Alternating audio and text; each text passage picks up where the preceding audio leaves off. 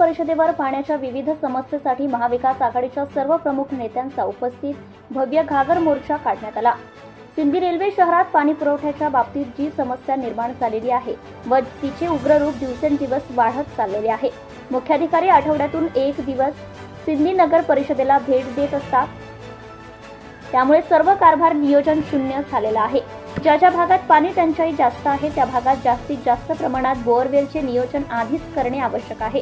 ज्या प्रभागात बोअरवेल नादुरुस्त आहेत त्या सुद्धा दुरुस्ती करण्यात आलेली नाही।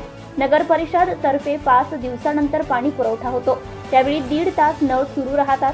शहरात 80% नळांना तोट्या नाही व प्रत्येकाची इतके पाणी साठवून ठेवण्याची क्षमता नाही, त्यामुळे 30% पाणी वाया जाते। याबाबत कसलेही नियोजन नाही। याकरिता नगर परिषदेवर भव्य घागर मोर्चा काढण्यात आला।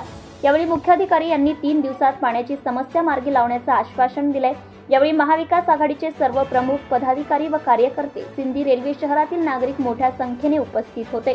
जनता टाइम्स जाटा टीव्ही चॅनलसाठी बंडू कोसूरकर, जिल्हा प्रतिनिधी Wardha. Subscribe now and press the bell icon. Never miss an update.